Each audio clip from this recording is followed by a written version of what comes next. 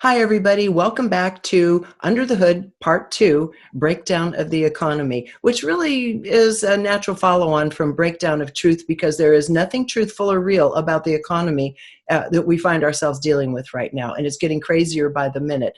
So, toward the end of understanding it, Zeus and I are going to take a snapshot from 100 years ago and talk about what's literally forming right now 100 years hence. It's absolutely fascinating when you look at these large cycles and how the economy reacts to it. And it'll all make sense by the time we get done with it. This is probably going to facilitate the need for another one, part two of part two, because there's so much to talk about. And we really want to spend some time on rebuilding the solutions, which we have done in a couple of other shows on Gaia, and I think one here on reginameredith.com. But we're going to be looking at it in a fresh way that is taking the current times into consideration because we're in wild times. So welcome, Zeus.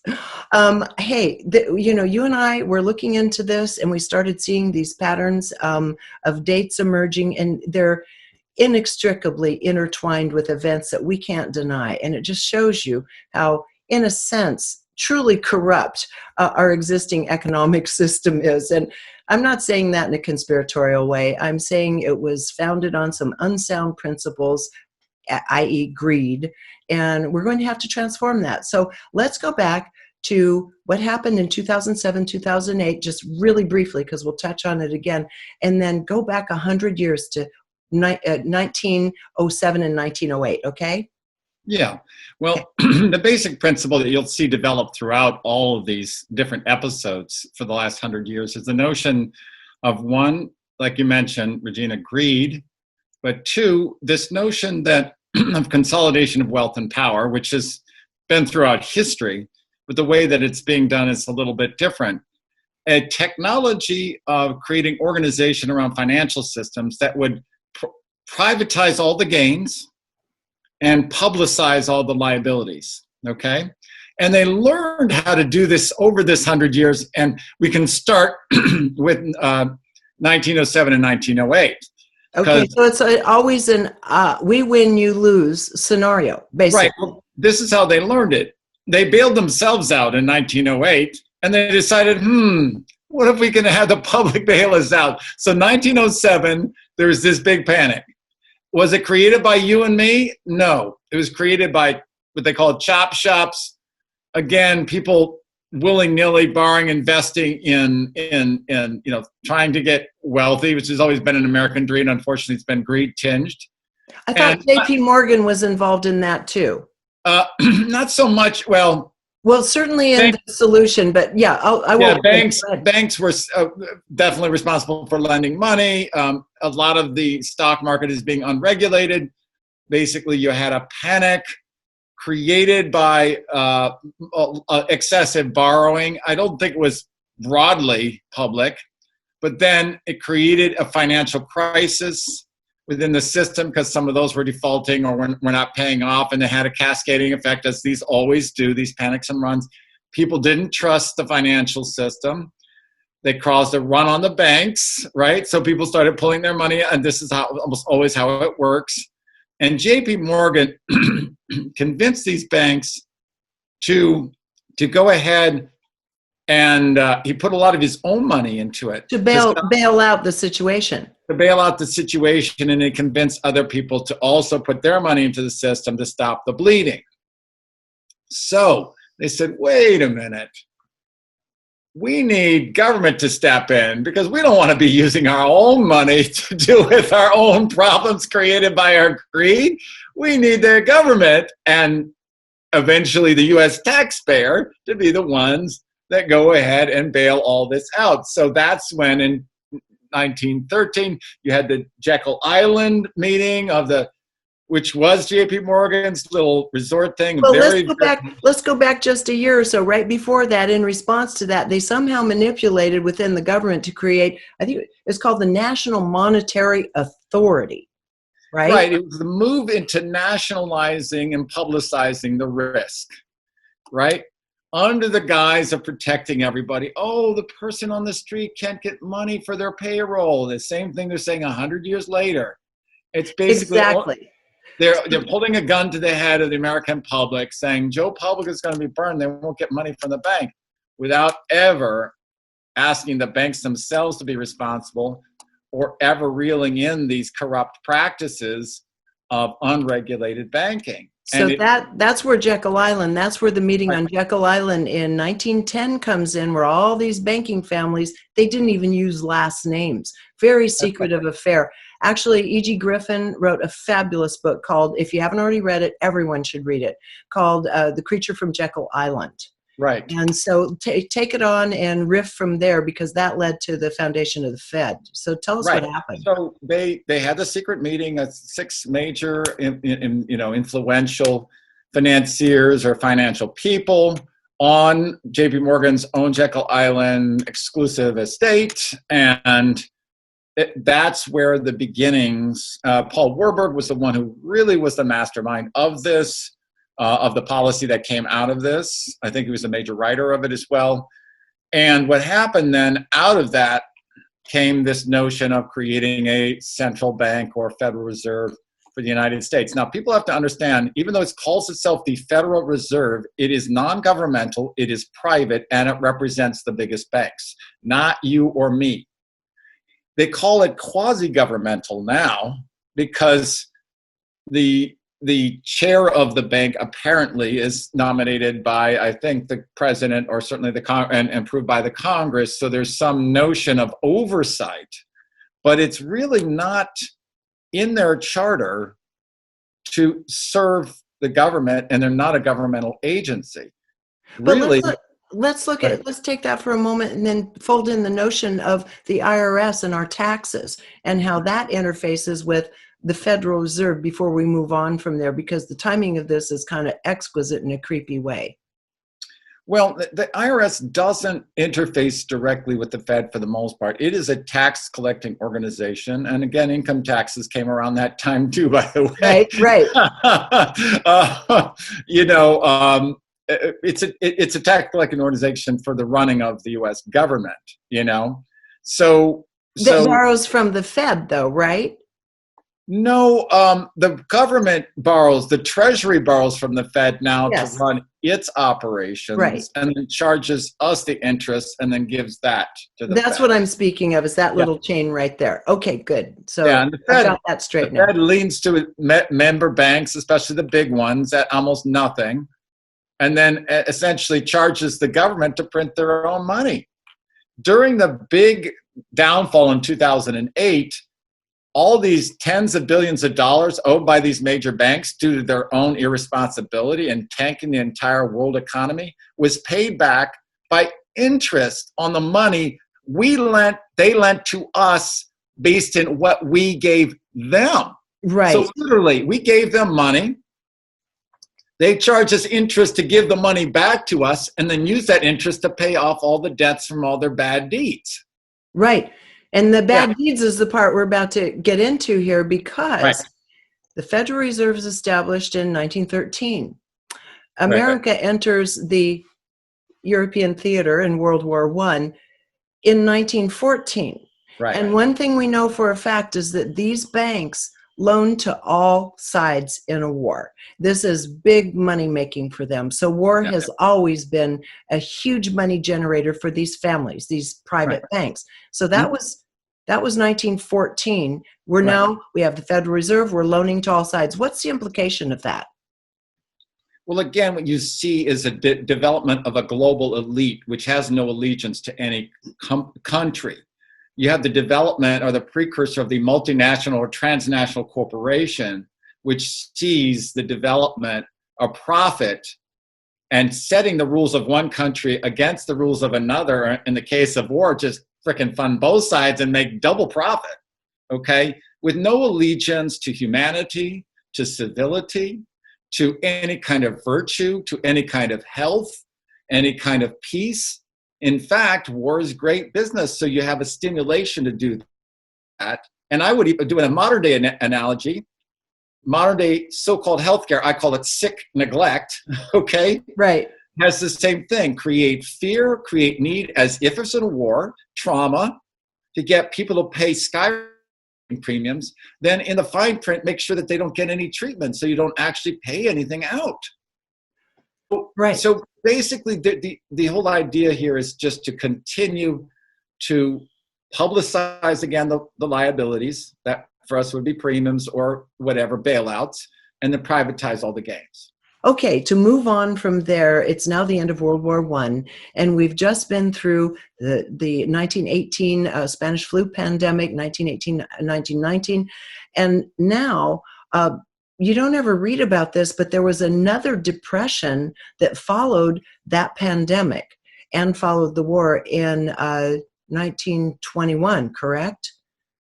I think it wasn't it 21 to 24, somewhere in there? Yeah, 1921, another depression, which interestingly, I wanted to talk to you about this to see where some of this meets what we're going through today, exactly 100 years later, because here they had just finished a pandemic, and people wanted to essentially cut loose, feel freedom. They'd been through a war. They were pretty devastated. They'd been rationing, they'd been saving and scrimping, and now everyone wants to cut loose, and we're into the Roaring Twenties. Now we're sitting here at the beginning of the 20s again, 100 years later. Let's talk about what happened then, and then we'll keep progressing our story. Well, I mean, the only thing that I saw about it was that it's not really ever mentioned. The interesting thing about it is that it seems to mimic in many ways what's happened after the pandemic in 2020. Yeah. There is this mini crash, right, that happens. And then there's a bailout that rescues the market from itself. Earnings dive off a cliff, and all this money being pumped in pumps up the stock market.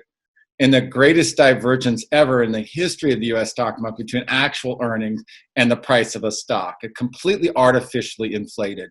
There's no demand, so forth. So what happened after World War I is a little bit like what we're experiencing now.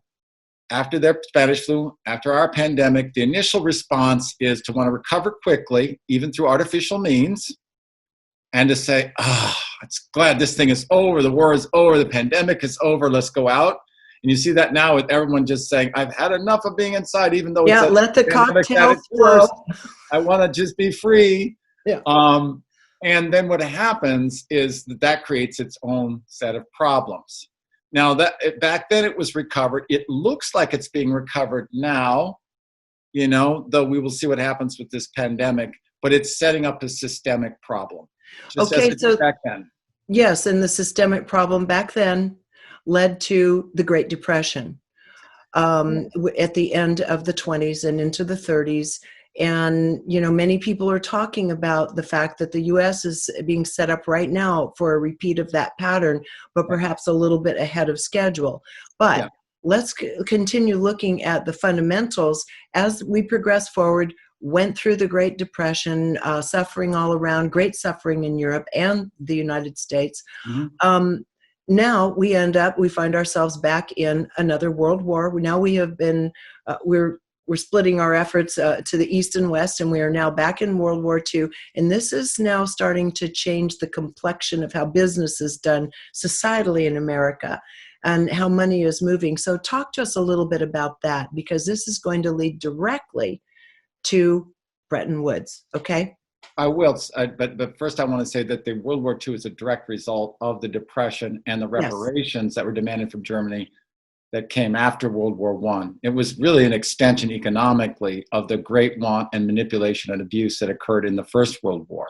Explain that a little bit. Well, that extraction, after funding both sides, and after war you have devastation, so you have to rebuild. But also in Germany, they were asking Germany to pay war reparations, which meant in addition to building their own company, paying other people for the damage they did to their country, putting an enormous stress on the German economy and making the ground very fertile for fascism. Well, right? It did. And in addition to that, it's important to note once again that the same bankers funded Hitler as funded all sides of the war. We have to keep this in mind. There is no morality when it comes to money and the greed at the top with these large banks and families. They were funding Hitler, and they were funding France, and they were funding the U.S. war effort money to be made all the way around. And so Right. let's talk about where that led us and how the U.S. ended up in the position they did at Bretton Woods. Yes, well, what they began to do is the nascent or beginnings of understanding disaster capitalism. If you can create want and suffering, and you have a little removed from it, as the United States was across the ocean from the better part of the war, you put yourself in a very powerful position. You can lend to people who are desperate, again, whole countries, not just people, whole countries, okay? And you can make yourself the center of power. You can use all the desperation and trauma to grab a central position in power, and that's exactly what happened. After World War II, everyone was devastated. You know that the English economy was devastated. The German economy is devastated. Things are being split up. East Germany, West Germany, chaos, devastation, poverty, want, okay? And the United States is removed from this for the most part. Their financiers have helped to fund the war. To a certain extent, you know, they have supplied things, and even economically in terms of trade.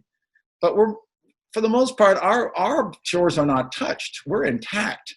We're strong. We're not the ones that got the disease. We're not the ones who experienced the impact. And so what happened after the war is the United States is the lender, essentially. And because the war had so much stolen gold and was insecure, people moved all the gold reserves over to the U.S. Now, the U.S. didn't actually own those reserves. They're, quote, custodians of that gold, okay? But it was as if they owned the gold. Okay. Well, this brings us to the timing-wise, moving along chronologically. We're now almost at the end of World War II. 1944 was when Bretton Woods happened, where the U.S. dollar became the reserve currency. Explain the implications of that, because right after that, on the heels of it, right at the end of the war, was the foundation of the United Nations. How does all this work together? Well, here's what's happening.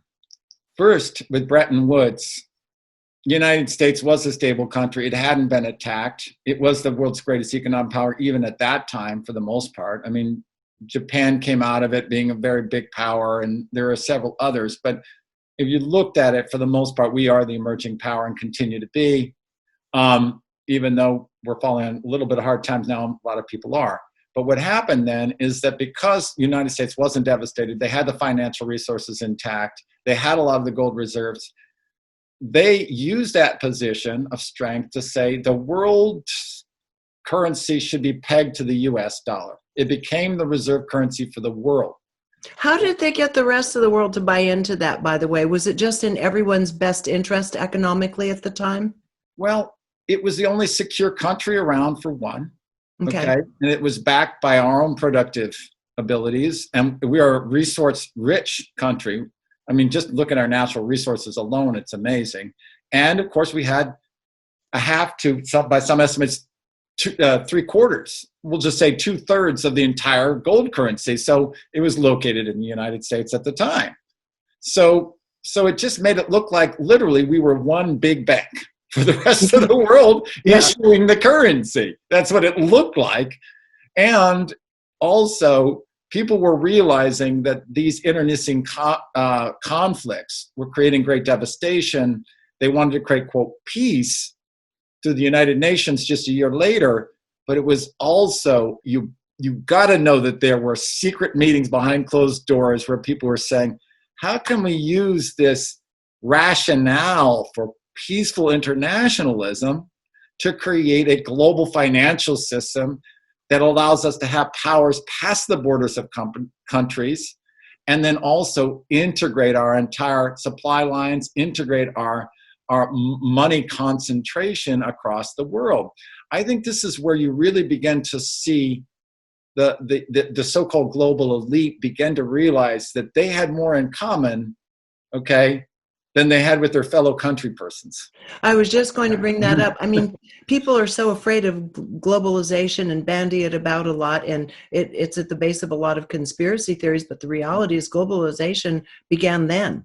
Yes.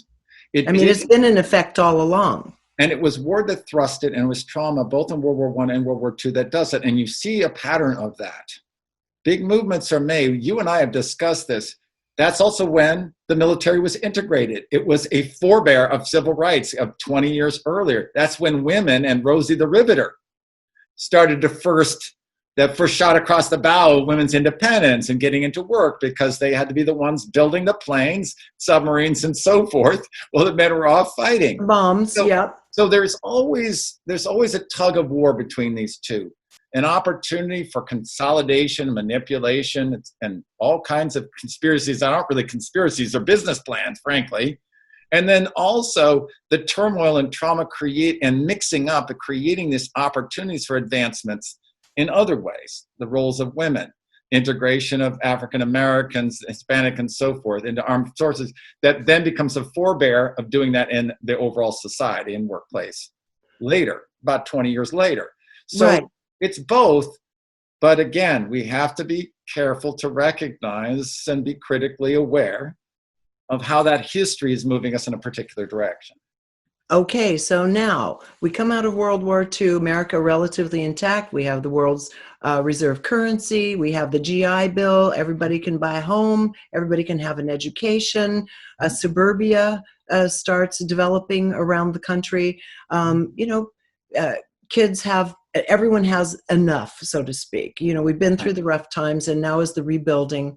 And so the 50s were, Leave It to Beaver era. Nobody was really rich per se. Nobody expected that they were going to gain hugely on, the average person didn't expect to gain hugely on some kind of stock market scam.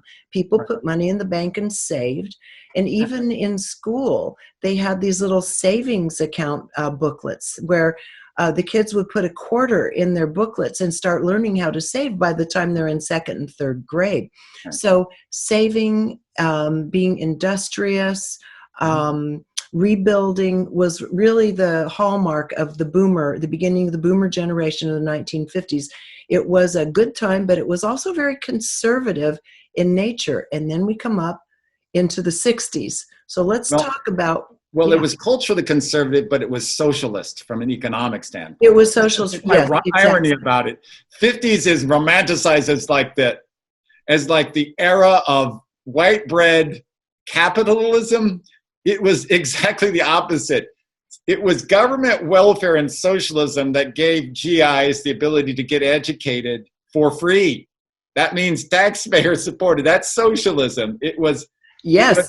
It wasn't until later that we did Medicare and Social Security and Medicare became sort of part of that movement at different stages. But again, and FDR started that, and again, FDR started that during the progressive era in the 30s and 40s, but it really became of age during this post-war era. People had protection and insurance against poverty when they were old. People had some degree, especially older people, some kind of Medicare. And it stabilized the country. And then underneath, you had all these young GIs being provided with homes and these suburban, subsidies to do suburban homes and home ownerships and government agencies to support that. And of course, the whole thing with education. Now you have an educated populace. They're going up. And all of a sudden, the 60s comes along. You have an educated populace, a lot of prosperity, and you have the introduction of women in the war and integration. And all of a sudden, people start saying, wait a minute. They start looking at the social disparities between men and women, between Black and others. And that's where a lot of the culture wars and the social turmoil of the 60s came. And that's fascinating because right after the war, and again, as you say, these social programs, which would commonly be called a socialism, right? These programs allowed the country to rebuild to such an extent we actually did have peace. We had enough abundance and security that people could start looking around and assessing their situation for the first time. Right. And women by this time had become educated. They were becoming educated. And we were starting to insinuate ourselves into the workforce because we could. And we learned that strength and power, a lot of them through my grandmother's generation in World War II, who were really kind of forced to go to work to kind of keep the war effort going. That created some independence and some self-confidence in the women in this country and around the world, and certainly in Europe, that we didn't have prior to that per se, that meeting technology as well. So here we are, now it's the 1960s and people are looking around, they have kind of enough, and now comes kind of sex, drugs, rock and roll, and free love, and divorce. And even more so, Aaron Russo, he only did 2 interviews. I did one of them. He is the Hollywood movie producer. He became famous for his production, The Rose, way back then with Bette Midler. But he went on to start really working with a social conscience. And at the end, he created a documentary called America: From Freedom to Fascism. Now, this was 15 years ago or so when I got this interview with him. And what he told me, because he was a big shot in Hollywood, he was dating one of the Rockefeller daughters.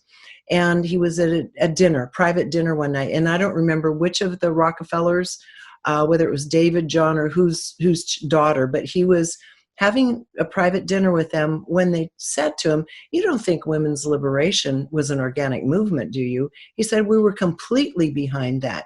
And he said, to get women into the workforce doubles the tax rolls. That was the goal of women's liberation. So all of these various iconic figures came out and started representing kind of the bra-burning movement that was happening at the time. Right. And I'd like you to talk about it because you really studied deep. You went into feminist studies. I did, and there's an analogy here back in Bernays. A lot of your audience knows Edward Bernays, the father of public relationship and the father of U.S. propaganda. And he was the nephew of Freud. Nephew of Freud. Had this campaign where he's trying to attach women's desire for freedom and vote, right? Yeah. To smoking. Brilliant. Smoking cigarettes. Torches of freedom is what he labeled them. Yes. And he had a bunch of women just in a parade publicly just saying women's strength, independent, and having them smoking. It was massively successful. You know, Virginia Slims is a later example of that. Well, the whole women's movement, especially liberal feminism, to get women into the workplace is supported as well in very much the same way. You are self-sufficient, you're strong, et cetera, et cetera. But what does it do to the workforce? It creates a whole nother level of competition, which suppresses wages. And who do you get to pay 60 cents on the dollar, 50 cents on the dollar for doing the same work? Oh, women. To this day, women are only making still, I think, in the upper 70 cents on the dollar for the same work that guys are. It's gone up from about 50 cents as an improvement. It's not the same. So now you have more profits. Now you have more competition. And the labor is by far the highest cost, the most comprehensive cost in anti-capitalist enterprise. So basically, it was a genius move on the part of profiteers to ensure that they pay the least amount on their, by far, the greatest cost, all under the guise of liberation. Okay. I'm not saying it doesn't have this double thing. It does. Because now women are more self-sufficient. They can get out of abusive relationships. Divorce does go up. It doesn't just go one way or another. That's why they don't like a lot of conspiracy theories. They make it only look like there's one aspect. In almost all historical movements, there's both aspects. There are productive aspects that change, even trauma and war change and create happen. And then there are ways at which people use those changes to create power imbalances. And exactly. So we have to look at that. And right around that time too, remember, we had the Voting Rights Act, we had the Civil Rights Movement, we had the War on Poverty, right? In the late 60s and early 70s, we had the Clean Water Act in the early 70s. And we're going to get into this, but we also got off the gold standard that time too. Well, that's where I wanted to go, because now comes 1971. Women are out there. We're educated. We're now feeling free to leave relationships that don't work for us and take the kids with us. But now we also have a larger burden of figuring out how to insinuate ourselves in a fruitful manner into the workforce when we're being paid less than men, which creates poverty for a lot of single women and their children now. I hope you're enjoying this video, because if you are, there are dozens more like it on my site, all supported by people like you. So if you'd like to keep this work rolling in and join our community, just click on the Patreon button at reginameredith.com. That also gives you access to insider commentary, my live book club, and other live events with special guests. So join in. Thanks. So now we move up to Nixon. It's 1971.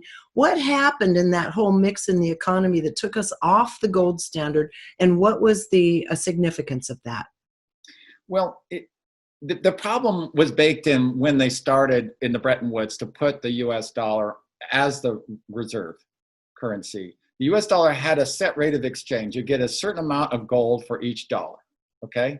That exchange was set. But dollars are also a commodity.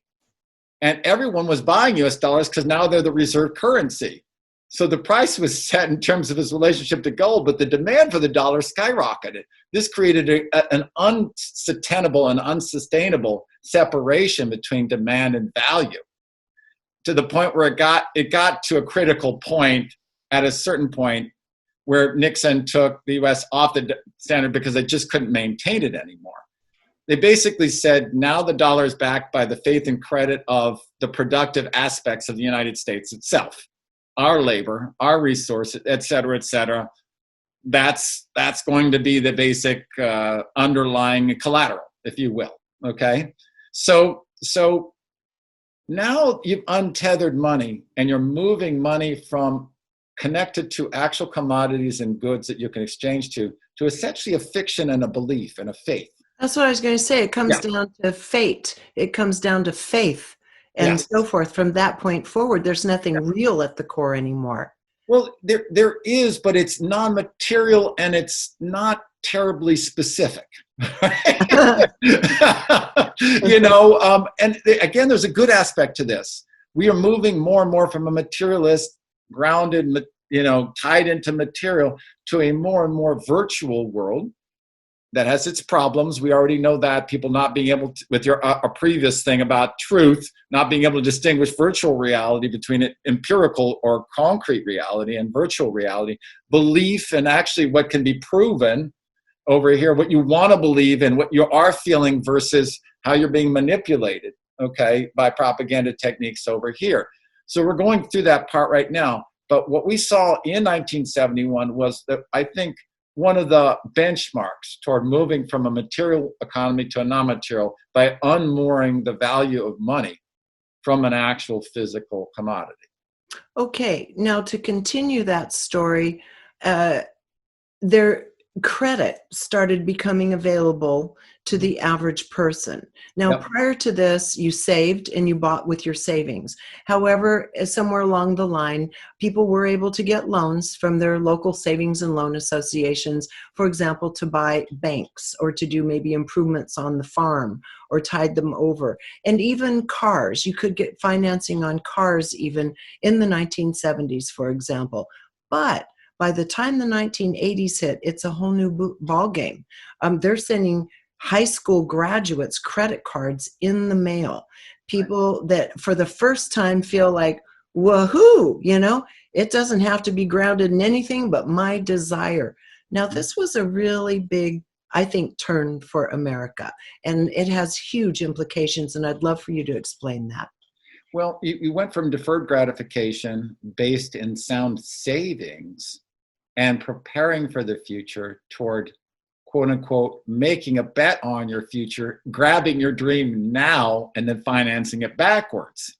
Okay, think about the complete inversion of mentality that creates that. One says the moral strength and deferred gratification, responsibly saving up, earning it, right?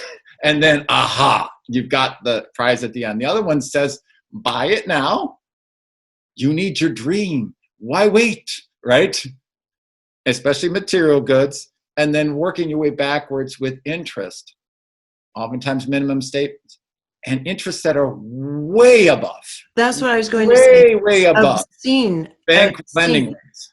Yeah. Obscene. 18, 19, 20, 24% interest on these credit cards, for example. Yep. So now, again, another kind of aha moment comes in for financialization. They realize you can make a lot more money off of charging people interest than you can out of productive activity. Instead of just lending people money, like you do with a private equity, or not private equity, a home equity loan. We'll talk about private equity later, but a home equity loan, oh, you know, it's not going to be that much more than what it costs to finance a home. it's in the low percents. It's 5, 6, 7, 8, jumped up a little bit during the high inflation times of the 70s, but it's a lot less than credit cards, and the fees are a lot less. So it is getting people hooked on credit pays a lot more. Okay.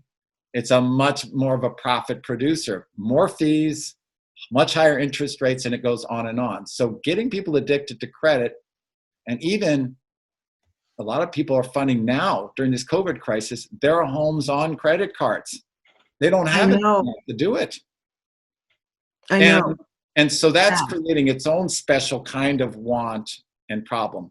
Debt balloons and has gone pretty much exponential since that time. And we became debt slaves at that time as a nation. We just sucked it up with a big straw because we did want that. Yeah, and remember during the 80s, that was the greed is good. We're going to that right now. Yeah. So let's talk about it. Yeah. Reaganomics. Yep. The movie Wall Street, Gordon Gekko. And this now, right to this day, these are the people that we tend to idolize and put on the cover of magazines. Right. Let's talk about what happened when we shifted to flat out greed is good. What happened was we were steadily being led down the primrose path, right? From virtuous savings and helping your kid and war bonds and we're putting the effort out there. We're scrapping together, volunteering with scrap drives. We're being service and volunteer in order to produce something that's going to make the future better and more possible, right? We're investing sweat, we're investing money into the future. That become inverted both morally and financially into grab from the future. We started during the Reagan era beginning to borrow money. We became a debtor nation. Instead of lending money, we started to borrow it. Instead of saving money, we started to spend it and started accessing credit. And so we got into this almost orgy of materialism. Greed is good, and supply side economics, meaning if the government pours money into big companies, it'll trickle down. Do you remember that one? Trickle down economics, yeah. From the top, not as they did during the 50s and 60s with the GI Bill and those subsidies from the bottom up.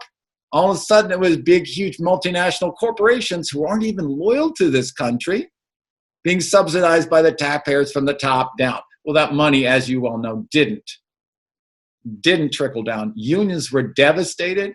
Reagan went ahead and took care of unions with the traffic controllers, air traffic controllers. And all of a sudden there wasn't, the power at the bottom was almost gone. Right. And it was either taken away or people were distracted and addicted to credit, which made them debt slaves and which made them, women and men. It's what I will say. In the early 70s, one full-time salary, usually with a man at the time because it was a more, sort of traditional age, could finance a car and a house. No problem. That wasn't, 30% of your salary, and a decent house in a decent place.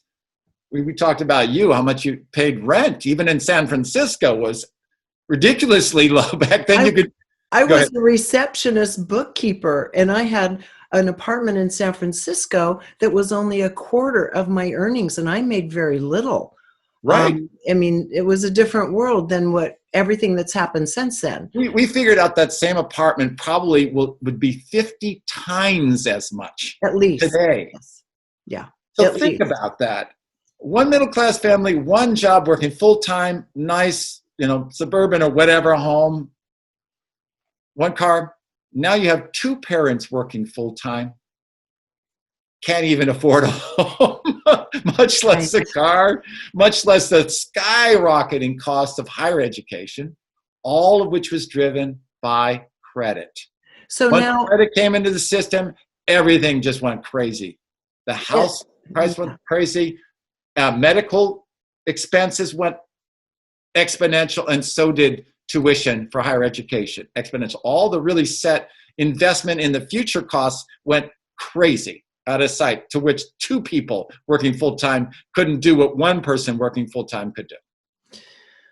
Okay, so that goes on, that drunken binge, well, it continues to today, but that went on. And then ultimately, with the deregulation, with this unreality of instant gratification and Right. just really almost incomprehensibly slimy deals happening in the banking sector, we land in 2007, 2008.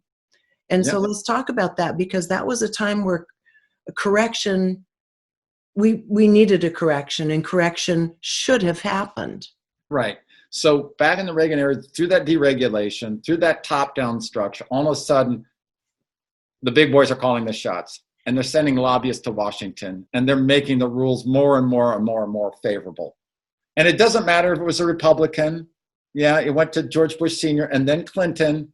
Clinton was one of the big banks and telecommunications best friends. He signed a bill that deregulated all of that, allowing huge consolidation, huge monopolization of finance, huge monopolization of communications, media, and so forth. So we go into the Y2K crash that didn't really crash, but we had this tech stock mania that went down, okay?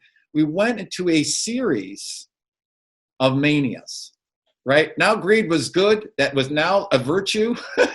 So the whole idea is pump things up and then dump them, right? Pump and dump, pump and dump. And if anything comes back to haunt you, if you are a major corporation or major hedge fund, you say, I'm too big to fail, too big to jail. You got to bail me out. And that's exactly what happened in 2007 and 2008, right? You're the conversion of all these manias built on the housing bubble, built on all these exotic financial derivatives, which are just bets on bets, to just phony financial things meant to generate fees and interest. You had people giving out unregulated insurance in the form of credit default swaps and other things. Credit default swaps are simply a form of insurance without any money to back it up. Risk insurance. That's what a credit default is. It's risk insurance. If this person defaults, we'll pay you out. Oh, by the way, we don't have any money because it's unregulated.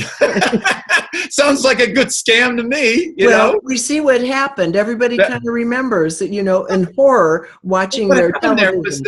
I think it was Magnetar and others realized that they could set up the collapse and profit from it. Since it was unregulated, you could have AAA rated stuff that was junk. No one was regulating it. So you literally could create a portfolio, set it up to fail by making it look like it's AAA when it literally is FFF. And you can bet that it would fail, and you would know that that bet would pay off because you knew that underlying value of that was junk. And so basically that greed got to the point of destruction, creating and engineering destruction for profit. Disaster capitalism. Disaster capitalism. So here it is, everything's burst, the economy's tanking, the market fell to half, the housing market the prices fell to half and so forth. But, and now we've gone from Bush to Obama, doesn't matter who gets bailed out once again. And this is something that I think a lot of people have never gotten over. Those banks never had to pay a price. They never paid a price. Only we paid. They were never even investigated, much less charged.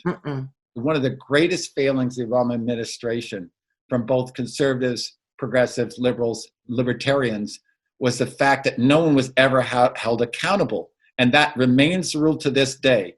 If you're too big to fail, too big to jail, you literally will be bailed out, even if you're criminal, even if you're civilly liable. That was the message. It's called moral hazard, but I think that's a very weak term. It's just corruption. Just call it what it is. Monetary corruption. We no longer have capitalism. What we have is socialism for the very wealthy, corporate socialism. You'll be bailed out by taxpayers anytime you make a bad decision. And capitalism for us, I guess you would say, unkind capitalism for the rest of us. But if they make money, does that money actually come to us or come to the government? Do we get repaid back? The answer is no. Okay, now let's move forward. So we started recovering, housing markets chugged back up again, and it all inflated back up, by the way. They inflated back up again, exactly.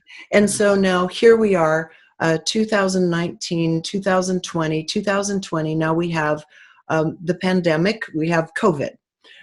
For whatever COVID is, we're not arguing what it is, where it came from, or anything like that. We're talking about the impact it's had on the economy. The economy started tanking and falling off a cliff once again. Interestingly, not the stock market, but the actual real world economy. And let's talk about that, because again, the same thing happened. Who was bailed out first? Who got all those trillions right off the top? The same people Obama bailed out, the Trump administration bailed out. And every administration bails these same corrupt, truly corrupt players out again and again. And even before that, there was one of the biggest tax cuts in the history of the United States passed by the Trump administration a couple years earlier, I think 2017 or 2018, right around there, which gave 84% of its benefits to the top, I think it was 1%. Yes. So it was just a huge giveaway to people who are already ridiculously wealthy. And it was passed off as a tax cut for the middle class. It was not. No, it wasn't. So we have a development of this consolidate and give more wealth to the top. So when this crash happens, if they watch your Gaia interview with me, we have a graph on that. And I have it in one of my articles as well. You saw actual demand and earnings of the stocks go like this. And then you have this infusion of money that has the stock prices go like this. The two are completely uncoupled. And not only that, you have governments bailing out not just bonds, but junk bonds, non-investment grade bonds. For the first time in its 107-year history at that point, the Fed is saying, hey, we're going to basically be bailing out the entire economic system as long as you're a huge, powerful multinational corporation. Not only junk bonds, which should be the thing that fails because they're not investment grade, but things like Carnival Cruises, who are basically defunct companies that are never going to come back. They're what they call zombie companies. The COVID has exposed such a weakness and such a demand or change in the way that people lead their lives that there's no way that any reasonable case can be made that these companies will come back in any viable fashion. Well, that they should get prioritization in terms of the money that's being made available while people have lost their jobs, while people have no means of even paying rent, no less mortgages and so forth. And this is what happened too, is the money that was supposed to go to small businesses. I think most people have heard this story by now. Tiny percentage went to small businesses. It went to the top 600 companies at a maximum rate, which was $10 million. All these little mom and pop companies and mid-sized companies didn't get a darn thing. Very few of them. Well, they got it, but they didn't get nearly as much as they should, or nearly as much as they needed. Yes, many of them got it. Many of them got it very slowly, too, months later. Some of them haven't even received it now. We just saw a news program where it said $455 billion hasn't even been spent. And they want to call that money back instead of actually give it to people. We've seen the bread lines or the food lines. They're miles long in Houston, Texas, and Dallas, Texas. Middle-class people who have never had so-called food insecurity are now having it. And where's Congress on this? They're playing political football with it. They do not want to. And in that initial bailout, they gave the vast majority of it to huge multinational corporations who use that money to buy back their own stocks and artificially inflate the market back up again. Not to guarantee jobs. Right. Not to guarantee jobs. They're firing people left and right. Okay. And the government is letting them, without accountability, use it to, again, benefit the top people in the companies and not all the workers and the consumers. And reading an article just yesterday, it's a tiny percentage of the money that went to the small businesses as it was sold to us. So here we are now. This is where we're sitting.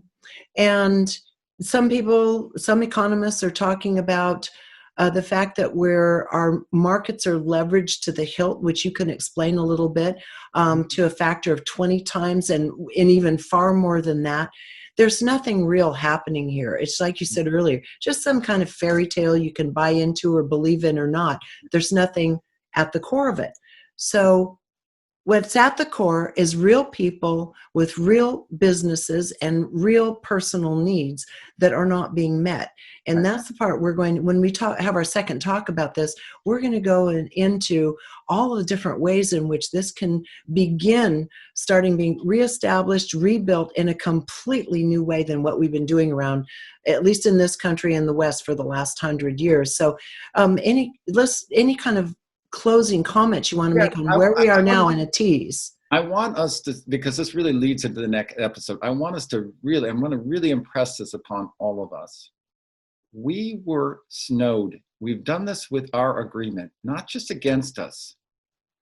Remember when they tried to, during the George Bush Jr.'s thing, tried to privatize Social Security? Yes. And what a bonanza that would have been. And people finally thought that was too bright a line to cross. Yeah. They did something very similar to that with your retirement savings.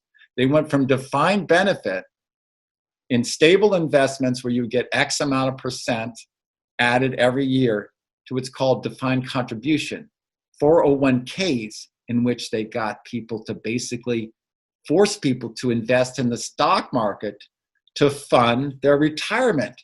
So when you get that much people in on that Ponzi scheme, and now these people are thinking, oh my gosh, my retirement really is based on the stock market. So now you become a slave to the corporations. They're holding the gun to your head. You don't make sure that our stock is up there. You don't get retirement. You're going to have to work. You're not going to have any security. We know Social Security doesn't pay you enough. So they got us. They led us down that primrose path to where we said, okay, and also agree, we're going to invest in the stock market because that's the only place where we're getting return. And I want to be rich, rich, rich, and I want to have an extra vacation home. So we have been led to engage in a corrupt system as a means of survival. Think about that. We need to actually invest and find ways to invest in a system that's not corrupt, that's healthy, that's humane, and that gives us what we need on a basic quality of life level, not quantity of goods, and not competitive, but collaborative, where we're working together. And we're really at kind of the end line for this competitive approach because it's unsustainable. And those people who made the stock market their god and pinned all their retirement savings on the stock market, will the stock market itself be bailed out? And in fact, will the Fed buy up stocks in the next downturn? They probably will. They probably will. That's how corrupt it is. But if you notice, more and more money has to be piled, more trillions. This time it'll be probably 5 to 10 trillion will be poured in with lesser and lesser effect. What we're seeing is an end game here, okay? When you pile more money into something to try to save a corrupt system or a bankrupt system, and you get lesser and lesser effect, just think of it in terms of your own body. Okay, you can pop all the vitamins in there or whatever, or vaccinations. But if your underlying body's real reserve and health is beginning to diminish and you're not creating the foundations for that, you will get to collapse. And that's what we have to anticipate now. And we have to develop a healthy alternative before the collapse actually happens.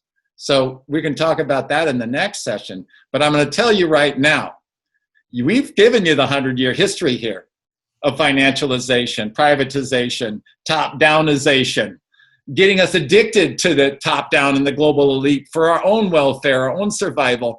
And we know where this ends, okay? We can see the trajectory, okay? So that's why I wanted to have this 100-year glimpse at the whole thing, because what's happening again? Now we're starting to see little headlines about, got to brace ourselves. Could be a confrontation coming on with Iran. Right. Just as we're about to change administrations. Right. We tried to pick a war with them, a year ago, murdering Soleimani and all this. Right. This stuff goes on historically all the time. It's part of the economy. It's part of what drives the economy. We need to be alert. We need to start understanding the mechanism that we're involved in so that we can intelligently disconnect from it in every way that we can and start creating the new. Pardon? I love what you just said, Regina. It was a perfect summary and demonstration. We need to understand the mechanisms. Yeah. And we've done stuff on conspiracy theory Most conspiracy theory is exactly the opposite. It's a distraction by getting you to pretend to understand a pretend mechanism that may have a partial bit of truth to it, but it's highly manipulated and misdirected. What we're saying here in this talk between you and I, these are the real mechanisms, okay? Right. The real people, the real swamp. And boy, it's a business plan. It is not a conspiracy. They don't even try to hide it, okay? But it is in your face, and we do have to deal with it. A lot of people like to scramble to conspiracy theories or New Age thinking because they feel overwhelmed by it. But I hope this interview, this conversation we're having, it takes a little of the intimidation out of it. Yeah. It's a very simple process of moving from one thing. It's not just bad. It's created things within us and creative challenges for us that can help empower our movement forward if we stay present and if we begin to really understand, by contrast, what a healthy system looks like. Right. From the ground up, and cooperative and collaborative rather than top down and competitive and disaster and pain oriented, joy oriented, talent oriented, genius shared oriented. That is possible, and we're going to talk about that. Yeah, I think what happens is people become overwhelmed because of the massive nature of the web behind all of this that we seemingly have no control over. But as I've put up in my little pyramid, when I inverted that pyramid, we, the 7 billion plus of us, are the ones that have the power. We've just been tricked. We've just been drawn into someone else's business plan. And so now we're going to find in our next episode a way to disentangle from it in as many ways as possible. So Zeus, I want to thank you. And also I'm really happy that you've been showing up on the Kaiser Report on Max Kaiser's show recently, from the philosophical look at it and societal look on it, down to the bones of the economy. And so people can find you on the Kaiser Report as well. And also your own website and your own vlogs at citizenzeus.com. So anyway, thank you. I'll see you in just a minute, and then we'll continue this conversation next time on how we're going to put these solutions together and really build a healthy economy, considering we're in this situation right now where everything is kind of shut down because of COVID. Okay, but there are ways around it. All right. Thank you, Zeus. Thank you. Again, everybody, thank you so much for joining us. And you can go to citizenzeus.com and see related articles and also some of his video blogs on these topics. He's a crack-on researcher, as you can tell. And I hope this has put a little bit of sanity and background around this discussion of what we're coming out of the last 100 years, so we can see the absolute necessity to start engaging in what we have to build next. So until next time, thank you for joining us here on reginameredith.com.